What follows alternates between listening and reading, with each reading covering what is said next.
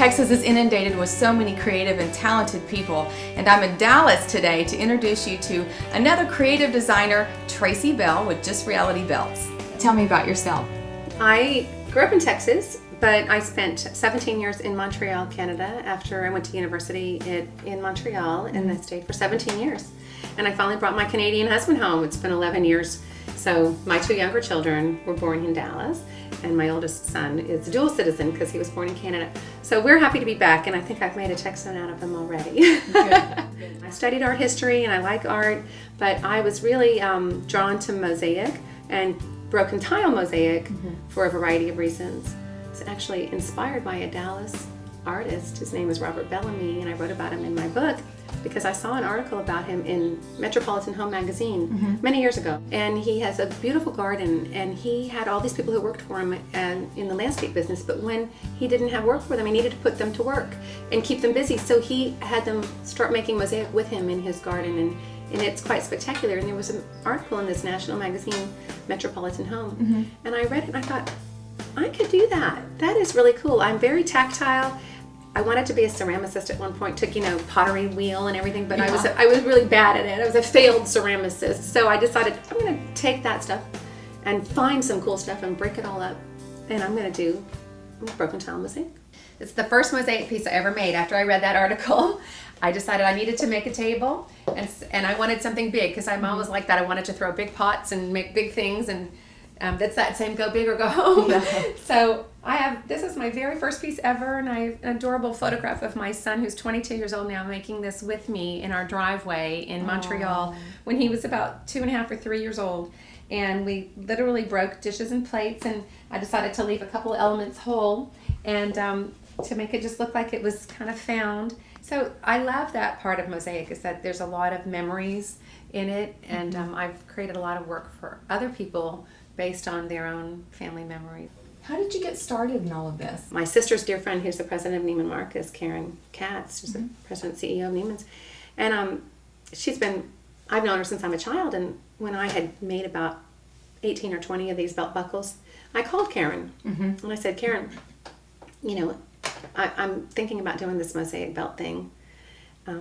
Would you be able to set up an appointment with me with one of your buyers, just as a courtesy, not to buy, but just for an opinion? And she said, oh, don't bother with that. How about I just meet you over at Smashing Times, and I'll look at them myself one morning, early in the morning. And I said, great.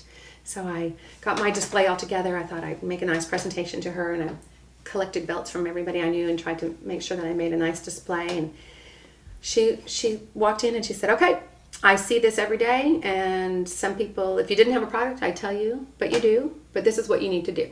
And she gave me a checklist.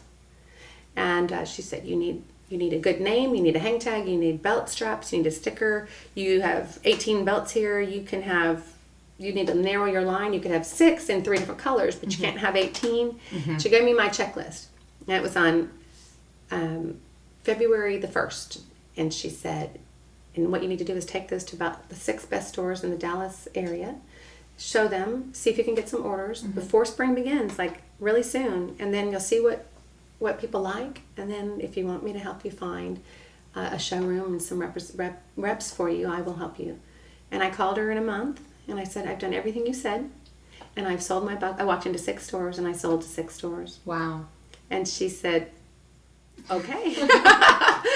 And so how far do you reach now? How many stores are you in? Now I sell to about 350 boutiques around the country and around the world, in Jamaica, Singapore, and Latvia. So some really interesting places in Canada. And I've been down in South America a little bit, Brazil and Costa Rica. So I do sell to a lot of boutiques and to a few majors. And I've sold to Neiman's, Bergdorf Goodman, and Nordstrom. How many different types of belt styles do you have now? Oh my goodness.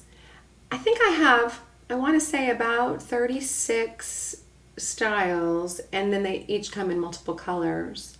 And I do a little bit of jewelry, not a lot, but I'm wearing a pendant here, and there's some bracelets and some pendants and some earrings. So I do a little bit of jewelry, but that's really not the basis of it. It's really the belts, but they're for men and women. About a third of them are unisex.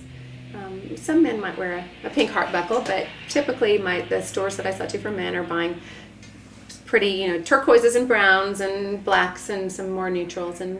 But I love selling. I love when men wear my belts. What would your advice be to people that are getting started in business today? I only suggest to people that they consider the big picture. You can have a wonderful product, but if you don't know how to market it, and you can have a bad product. Look at the pet rock. When I was a kid, there was a pet rock. So you might be too young to remember that. No, Do you I remember the remember pet that. rock? Yeah. I mean, it was hysterical. What a marketing genius. It was a phenomenon because someone understood marketing and sales, and we didn't have an internet then, so they even had another stumbling block.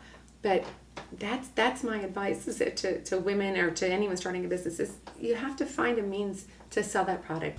So this is where the madness happens sometimes. This is the madness. This is stock. All of the supplies that take, and I try to organize them by what buckles are going to be made with them, and that way it's easy access. Because when I pull an order for an artist who's going to take an order home, I want to make it easy for me, and then we restock it all so that I can pull it again. So this is supplies in a pretty organized fashion. That's some inventory. Mm-hmm. I often need to cut pieces that would fit a specific place. Like this is a repair. So I would kind of look at it closely, and then I would put my nipper on it and I would snap it. And then I would come up with a piece that would fit. And this, I haven't looked closely, so that one's still too large, so I need to still trim it down. On the bottom down there? Yeah, so then I would trim it again. But this is the tools of the trade. So I'm sheltering you by putting my hand in front of it, and I should make you have safety glasses on. Neat. And it would fit something like that. And then I would fits put it back in perfect. with adhesive. And then I re-grout it. This is grout, just like tile grout in your bathroom or your kitchen. It's grout. And so thank you for this and for sharing everything with us. You're welcome. It's It was such a a fun pleasure. day with you. It was a pleasure. Thank you so much for Thanks for coming. having us. I appreciate it.